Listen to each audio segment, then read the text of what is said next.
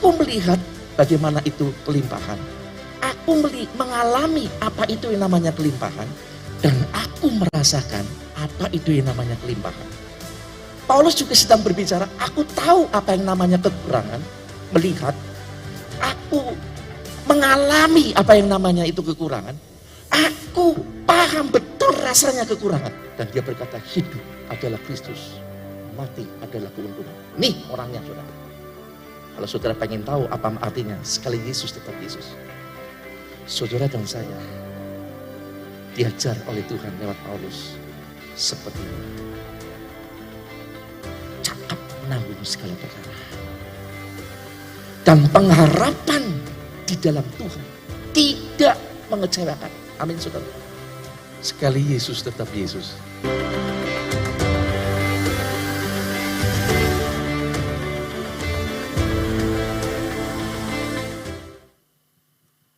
Puji Tuhan. Saudara siap menerima berkat Tuhan? Pertama-tama saya mengucapkan selamat hari Natal buat saudara yang hadir dan juga yang ada di Beth Eden dan juga yang ada di rumah. Salam sejahtera dalam anugerah berkat dan kasih sayang Tuhan Yesus sampai pada hari ini buat kita semua. Baik Bapak Ibu yang dikasih Tuhan, firman Tuhan yang akan saya sampaikan sesuai dengan tema gereja kita untuk Natal tahun ini yaitu kuat dan penuh hikmat.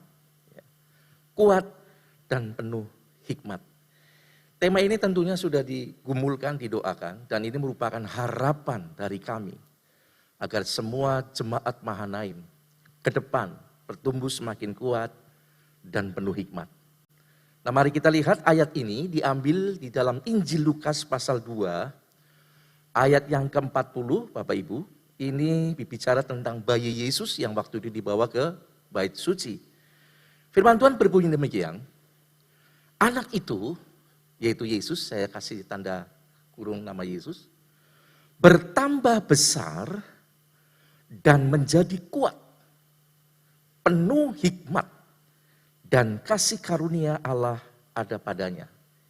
Yang saya kasih tanda kuning itu, itulah tema Natal kita tahun ini. Puji Tuhan. Nah Bapak Ibu, kalau kita simak ayat ini kan cuman penjelasan tentang Yesus lahir, lalu jadi gede, umumlah. Lalu apa yang bisa dimaknai? Jangan salah saudara, kita lihat ya. Lanjut kepada pendahuluan. Meski ayat ini hanya menjelaskan kondisi Yesus yang bertumbuh baik fisik maupun mentalnya, tetapi di dalamnya penuh dengan makna pengajaran buat kita, saudara. Ayatnya di mana? Mari kita lihat ayatnya. 2 Timotius 3 ayat 16, simak baik-baik Bapak Ibu. Segala tulisan yang diilhamkan Allah, Alkitab itu betul yang menulis manusia, tetapi yang mengilhamkan Roh Kudus, saudara. Ya. Segala tulisan yang diilhamkan Allah memang bermanfaat untuk mengajar, untuk menyatakan kesalahan, untuk memperbaiki kelakuan, dan untuk mendidik orang dalam kebenaran. Jadi semua cerita, semua kelihatannya cuma wajar lah, itu cuma cerita. Alkitab nggak sembarang menulis Bapak Ibu. Ya. Itu mengandung pengajaran buat kita. Saya pernah didebat oleh seseorang yang mengatakan buktikan kalau Alkitab itu ilham dari roh. Wong itu yang nulis manusia kok. Semua kitab gitu, betul. Bisa buktikan? Bisa. Saya kasih di Alkitab, tolong saya nggak mengkristenkan ya. Mari kita baca. Kejadian 1 ayat 1, pada mulanya Allah menciptakan langit dan bumi terus. Saya tanya sama dia.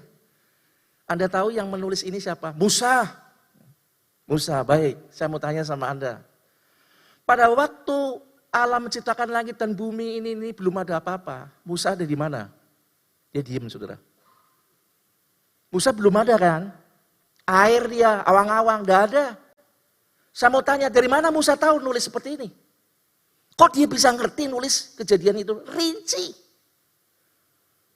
Rinci sekali. Itu karena Musa diberi ilham Roh Kudus untuk menulis. Kreator utama itu adalah Roh Kudus, Allah, lalu memakai manusia, yaitu Musa. Nah, inilah Alkitab. Segala tulisan yang diilhamkan, bukan karangan. Semua tulisan, termasuk ayat kita, pokok ini, adalah ilham Roh Kudus, berguna untuk mengajar. Nah, marilah Bapak Ibu kita lihat, sesuai dengan tema kita, Natal itu selalu orang tahu, ya itu lahirnya Tuhan Yesus. Nah, pengalaman Natal juga harus dialami oleh setiap orang yang mengaku percaya kepada Yesus. Yaitu lahirnya Yesus dalam kehidupannya. Setiap orang percaya harus mengalami Yesus dalam kehidupannya pribadi masing-masing. Nah, Bapak Ibu,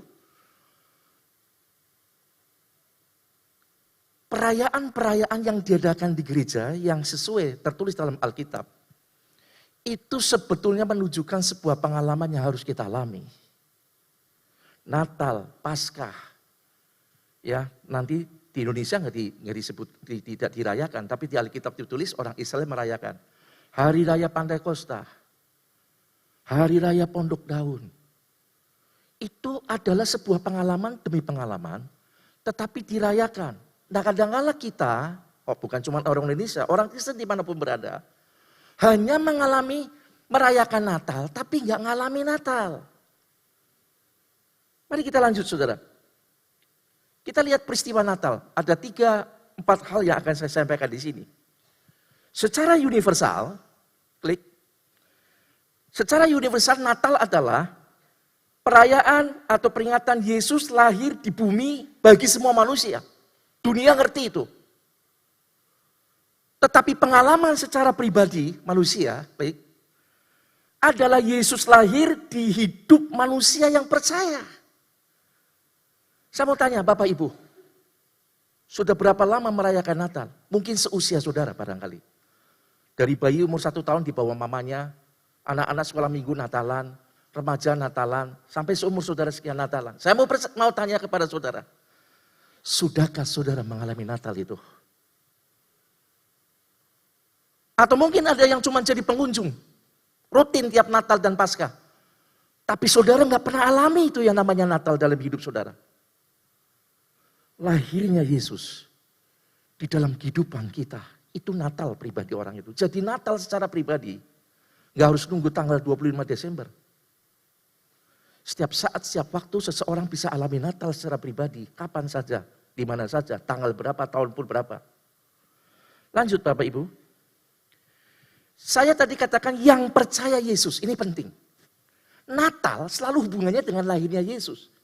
Natal secara pribadi adalah ketika orang itu menerima Yesus, percaya kepada Tuhan. Nah, yang percaya Yesus, ini adalah hal yang sangat penting untuk diketahui semua orang, saudaraku. Karena pribadi Yesuslah yang menentukan hidup dan matinya manusia secara kekal.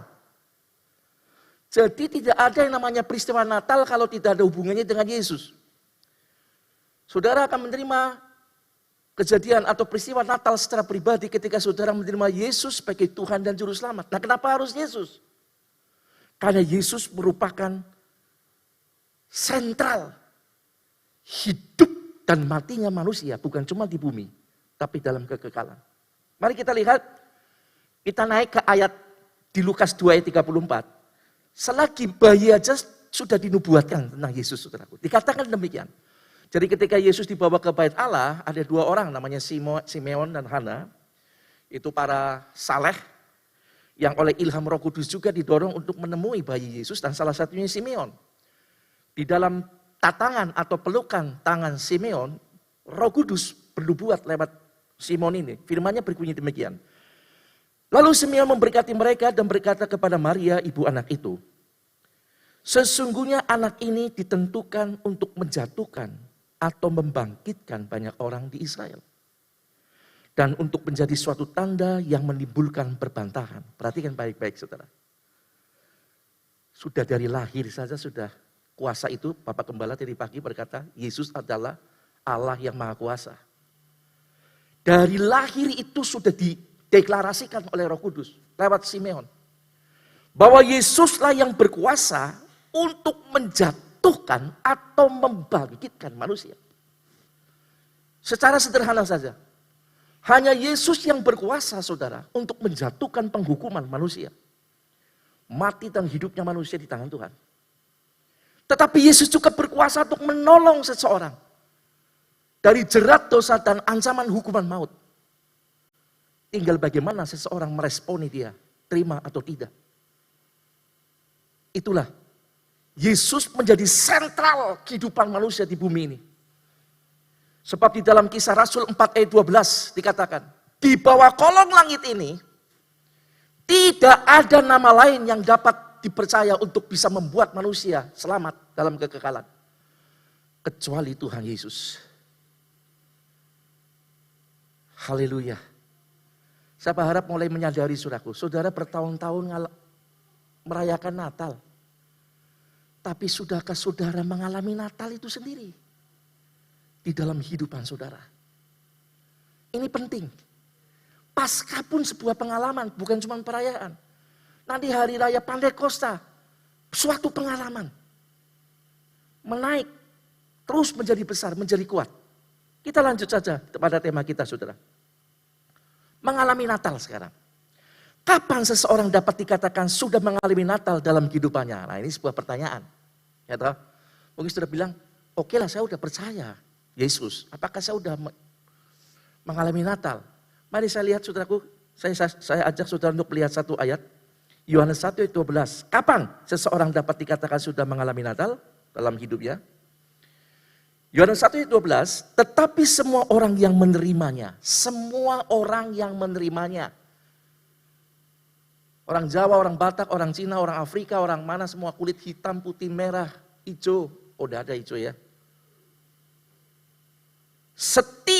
Tetapi semua orang yang menerima diberinya kuasa supaya menjadi anak-anak Allah, yaitu mereka yang percaya dalam namanya.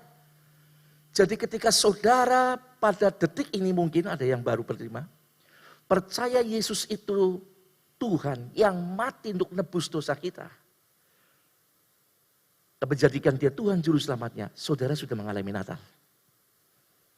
Sekali lagi secara pribadi, Natal bisa terjadi kapan saja kepada seseorang yang pada saat itu dia terima Yesus sebagai Tuhan dan Juru Selamat.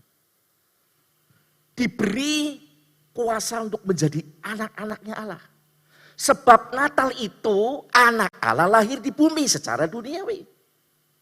Secara dunia universal. Tetapi secara pribadi ketika kita terima Yesus, Yesus lahir di hati kita. Kita pun disebut anak-anaknya Allah. Ayat selanjutnya, Yohanes 1 ayat 13, orang-orang yang diperanakan bukan dari darah atau daging, bukan pula secara jasmani oleh keinginan seseorang laki-laki, melainkan dari Allah. Yesus pun saudaraku lahir bukan karena keinginan laki-laki, tapi dari Allah. Nah, ketika seseorang itu terima Yesus sebagai Tuhan dan Juru Selamat, dia alami suatu pembaruan yang tidak dikerjakan oleh daging manusia atau perbuatan manusia, tapi dari Allah. Sama kan? Itulah yang disebut dengan kelahiran baru. Tolong catatannya. Jadi sama seperti Yesus yang lahir dari Allah, demikian kita akan alami apa yang disebut kelahiran baru, di mana kita juga disebut anak-anak Allah seperti Yesus adalah anak-anak Allah. Sekali lagi, berapa tahun saudara sedang merayakan Natal? Tapi sudahkah Natal itu menjadi bagian hidup saudara? Saudara-saudara yang ada di Beth Eden, yang ada di rumah. Bahkan mungkin saudara-saudara yang ada di penjara yang ikut live streaming ini. Saudara akan berharga ketika menerima Yesus, bertobat sungguh-sungguh. Jadikan dia Tuhan Juru Selamatnya, lebih berharga dari orang yang bebas tapi tidak menerima Yesus. Hanya merayakan Natal, tetapi tidak pernah terjadi Natal itu dalam hidup pribadinya. Itu yang kedua. Setelah peristiwa Natal Yesus lahir, dikatakan Yesus bertambah besar. Bertambah besar. Mari kita lihat secara jasmani. Secara jasmani Yesus bertumbuh seperti umumnya anak manusia. Dia pakai tubuh manusia, ya. Jadi tambah besar. secara rohani, Yesus dalam kehidupan kerohanian kita yang sudah alami Natal nih, juga harus bertumbuh. Jangan jadi bayi terus, saudara. Kan tadi disebutkan, kalau kita baru percaya sama Tuhan, bertobat, lahir baru. Yang lahir apa? Roh kita diperbarui. Kita bayi rohani. Jadi Natal adalah dasar, awal pengalaman kita bersama Tuhan.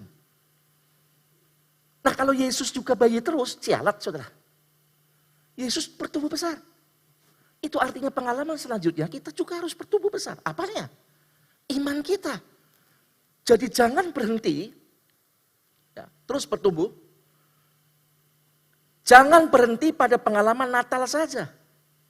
Catatan selanjutnya. Sebab Natal adalah pengalaman lahir baru sebagai bayi rohani. Kita harus bertumbuh ke arah kedewasaan.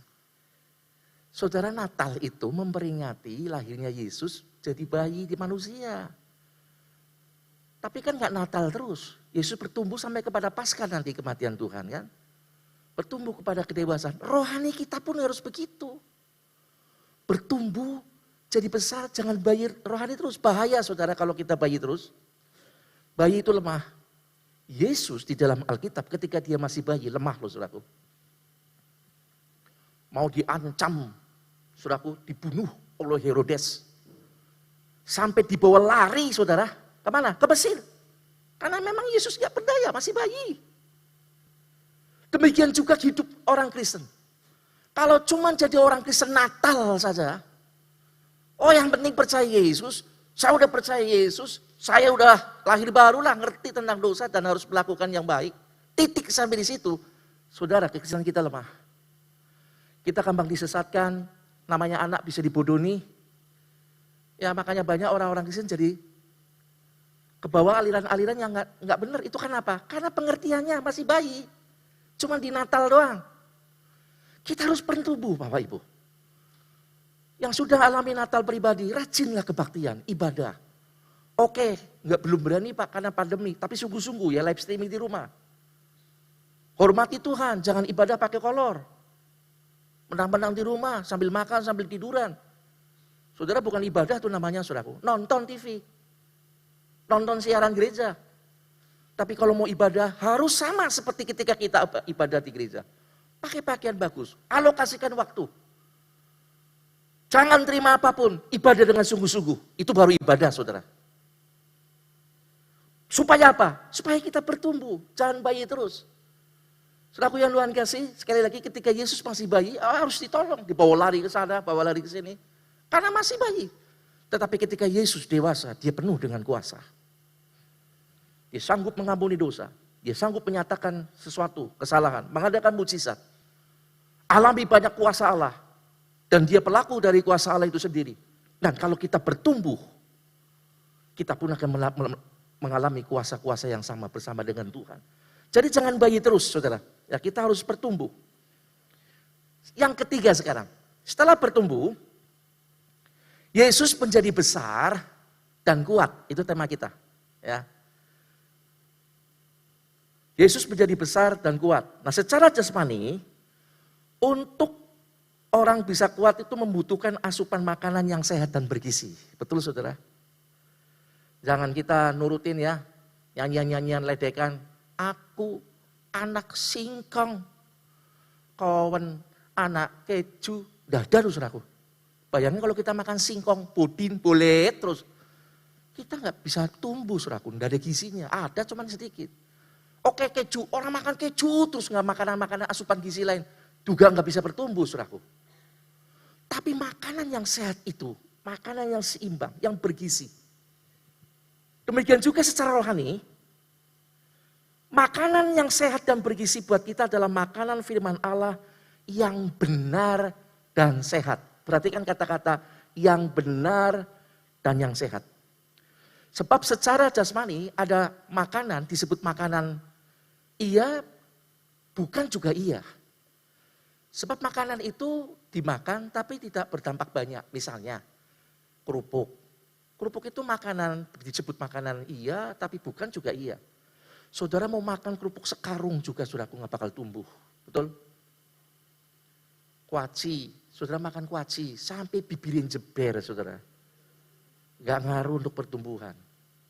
Makanan yang benar dan sehat. Di dalam firman Tuhan, kenapa harus makanan yang benar dan sehat? Sebab ada makanan firman yang tidak benar hari-hari ini. Ada makanan firman yang tidak sehat, saudaraku. Dibacanya firman, betul, tetapi kemudian menjadi tidak sehatnya apa? Dicampuri, ditambahi sendiri. Sehingga tidak sehat. Jemaat Mahanaim, di akhir zaman, hati-hati ini saudara. Hati-hati. Saya tidak ngajarin fanatik Mahanaim. Tapi bagus kalau fanatik untuk kebenaran dan firman Tuhan. Hati-hati dengan pengajaran-pengajaran yang tidak sehat dan tidak benar. Saya tadi mau ngomong kayak gini takut dikira nanti gagahan. Tapi satu hari saya diingatkan Tuhan ketika saya didorong oleh Tuhan ngomong. Karena waktu itu jemaat kalau datang jam 7 teng lewat 5 lewat 10 baru penuh. Tiba-tiba saya didorong untuk ngomong ada satu masa nanti. Di mana yang terlambat saudara tidak akan bisa duduk di sini. Saudara akan di luar. Saya ingat itu. Dan sekarang digenapi saudara. Oh itu kan karena pandemi. Waktu itu belum ada pandemi. Jadi saya berani kalau Tuhan dorong ngomong apapun saya belajar berani. Karena setelah saya saring itu ada kebetulan, ada kebenaran, ada betulnya. Jadi saya ngomong sekali lagi pada hari ini hati-hati. Sebab pada waktu Yesus akan datang kedua kali. Akan ada suatu lomba pacuan yang kuat antara Roh Kudus dan kuasa iblis. Yang satu akan mencoba saudaraku memberi makanan yang kelihatannya benar padahal tidak benar dan tidak sehat. Tapi yang satu memberi makanan sehat. Yang kadang kala pedes, dan enak. Tapi menyehatkan kita. Yang kadang kala pahit untuk didengar. Tapi sebetulnya itu menyehatkan kita. Dan saudara mesti hati-hati itu. Sebab dengan teknologi tinggi kita, HP yang semakin teknologinya semakin tinggi. Kita bisa lihat di mana saja. Tapi saya minta saudaraku yang Tuhan kasih tolong. Belajar bertumbuh pakai ini. Kira-kira sesuai firman Tuhan tidak. Sebab ada makanan yang kelihatannya benar. Tapi tidak sehat. Itulah sebabnya makanan firman Allah yang benar dan sehat. Gereja di sini saudaraku yang Tuhan kasih puji Tuhan. Haleluya. Selalu memberitakan yang seimbang. Berkat mujizat diberitakan tetapi pecutan, gebukan, bantingan supaya kita bertobat juga diberitakan. Seimbang. Jadi setia kalau kita mau bertumbuh, menjadi kuat, menjadi besar dan kuat. Sebab bukan cuma makanan saja saudaraku yang membuat kita hidup dan kuat, tetapi kalau kita lihat Matius 4 ayat 4. Tetapi Yesus menjawab, ada tertulis manusia hidup bukan dari roti saja. Tetapi dari setiap firman yang keluar dari mulut Allah. Jadi untuk kita bisa bertumbuh besar, sehat saudaraku, enggak idiot. Maaf, nyuwun sewu. Enggak jadi cacat tumbuhnya, kurang gizi. Kan pakai makanan-makanan yang bergizi. Secara rohani pun saudaraku, Tuhan bilang manusia enggak hidup dari roti saja. Tapi dari tiap-tiap firman. Sebab apa? Rohani kita pun harus tumbuh. Harus tumbuh. Yaitu dari apa? Dari setiap firman yang keluar dari mulut Allah, yaitu pengajaran Allah yang murni. Yang tidak direkayasa. Yang enggak ditambahi kecap dan ini itu. Seolah-olah firman Tuhan, tidak.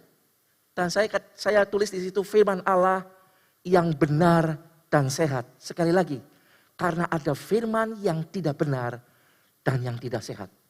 Saya akan kekurangan waktu selaku kalau saya buka ayat-ayat bukti-bukti Yesus mengatakan hal itu. Dan sekarang sudah mulai digenapi. Jadi saudara harus minta hikmat Roh Kudus. Untuk bisa mencerna ini benar gak dari Tuhan ini. Sebab kalau saya dengar kelihatannya benar kalau dia nyampaikan khotbah. Sebab ayat-ayat firman Tuhan. Tetapi sebetulnya ayat ini sudah bukan seperti yang harusnya lurus. Tapi sudah dibengkokkan dengan ditambahi ini dan itu. Jadi Bapak Ibu Saudaraku yang Tuhan kasih. Kita harus menerima pengajaran yang benar dan sehat. Ya, kami sangat terbuka untuk tanya jawab. Ya, saya membuka tanya jawab sudah lama Saudaraku ya lewat WA saya. Tiap malam itu. untuk bertanya dan bertanya. Yang keempat kita masuk. Kuat dan penuh hikmat. Nah kalau sudah keluar judul ini temanya sudah kuat, ispan bubar khotbah. Kuat dan penuh hikmat. Setelah bertumbuh menjadi kuat, bukan sekedar kuat. Tapi kuat dan penuh hikmat. Kuat karena pengajaran firman yang benar. So pasti itu. Dan sehat tentunya. Bagaimana dengan berhikmat? Hikmat akan kita alami ketika kita bukan saja mengerti kebenaran firman Tuhan dengan kuat, tetapi juga melakukan firman Tuhan dengan takut dan hormat akan Tuhan. Nah ini dia. Ada orang yang makan firman, ngerti firman ini. Wah ya, cengli, haleluya, puji Tuhan. Ngerti banget. Ngerti khotbah, wah jelas banget, terinci. Wes, dikerjakan enggak? Enggak. Itu sama seperti saudara makan. Tidak dicerna, tapi dimuntahkan kembali. Tidak ada gunanya saudara. Untuk kita benar-benar jadi kuat dan penuh hikmat, kita harus menjadi pelaku firman Tuhan. Seperti makanan yang dicerna kemudian menjadi darah dan daging kita. Sehingga kita bertumbuh menjadi sehat dan kuat. Nah Bapak Ibu, kita harus melakukan firman Tuhan dengan takut dan hormat akan Tuhan. Takut dan hormat akan Tuhan. Mari kita lihat saudaraku, di dalam Amsal 1 ayat 7. Firman Tuhan berbunyi demikian. Takut akan Tuhan adalah permulaan pengetahuan. Tetapi orang bodoh menghina hikmat dan didikan Tuhan. Lihat saudara. Ada orang-orang yang ternyata menghina hikmat dan didikan. Yang tidak lain adalah firman Tuhan. Tetapi orang yang takut akan firman Tuhan menerima. Takutnya di sini bukan takut kayak kepada setan. Tapi dia juga mengerjakan karena takut Tuhan jadi kecewa. Saudara sering nyanyikan, menyenangkanmu, senangkanmu, hanya itu kerinduanku. Benar nggak tuh? Saudara, tidak ada satupun yang bisa dapat menyenangkan Tuhan sebetulnya. Selain dari apa? Ketika Tuhan berfirman, diterima, lalu dilakukan saudara. Ketika kita melayani, ketika kita ibadah, itu dalam rangka kita melakukan firman Tuhan. Maka itu saudaraku sudah menyenangkan Tuhan. Tetapi kalau kita bisa berkorban besar ini.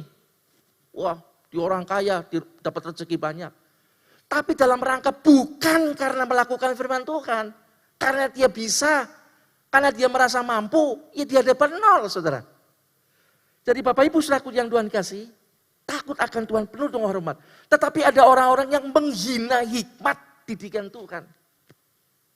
Ada orang bilang begini, firman Tuhan itu pinternya pendeta, ayat dicobarin.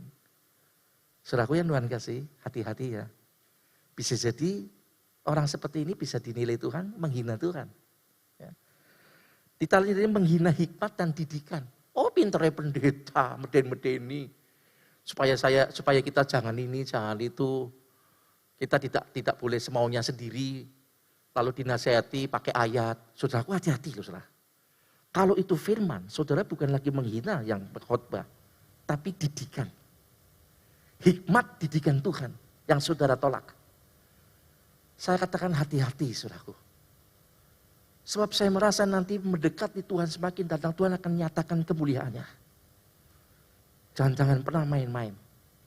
Masih ingat Ananias dan Safira? Gereja akan menuju ke sana loh saudaraku. Orang nggak tahu. Dia aktif luar biasa. Sampai memberi korban. Datang kepada Petrus. Petrus nggak ngerti. Tapi Roh Kudus tahu. Roh Kudus bilang. Tanya sama Ananias. Ananias benar nggak? Tulus nggak kamu nih? Kasih ini persembahan ini. Tulus ini. Padahal dia nggak tulus. Dia udah kurangin. Dia udah berbohong. Tidak komitmen. Pelak hari itu saudaraku. Dan pada waktu gereja disempurnakan, kita nggak bisa hahaha lagi loh saudaraku. Tuhan kan bawa kita kepada ya di atas ya dan tidak di atas tidak. Saya jadi merinding sendiri ngomong begini saudara. Karena ayat ini seperti berbangsa Tuhan ke saya dan ke saudara. Saudara kalau saudara mulai peka, firman yang dibawakan Bapak Gembala mengarah ke sana. Meterai demi meterai dibukakan. Dan kalau kita tidak mengikuti arusnya Tuhan, kita bisa terbawa hanyut arus lain saudara. Jangan menghina hikmat dan didikan dari Tuhan. Lanjut saudara, sedikit lagi. Nah, dewasa rohani ini tidak ada hubungannya dengan usia. Tetapi orang yang mendengar dan melakukan pengajaran firman-lah yang akan berhikmat dan dewasa rohani. Sebab dengan kita merayakan Natal, sebetulnya kita juga sedang menunggu kedatangan Yesus yang kedua kali. Natal adalah datang Yesus yang pertama kali. Dengan demikian kita diingatkan bahwa sebetulnya kita bukan cuma merayakan Natal, tapi menantikan Yesus datang kedua kali. Hanya orang-orang yang dewasa, saudaraku, yang akan dijemput Tuhan, bukan bayi. Hanya orang-orang yang dewasa jadi mempelainya Kristus.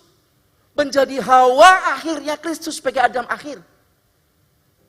Kita harus berpacu ke sana. Mari kita belajar dari yang sederhana. Lakukan firman Tuhan. Pertama, rajin ibadah. Itu aja dulu. Nggak usah netok ke yang lain. Selanjutnya udah komitmen ini, baru komitmen yang lain.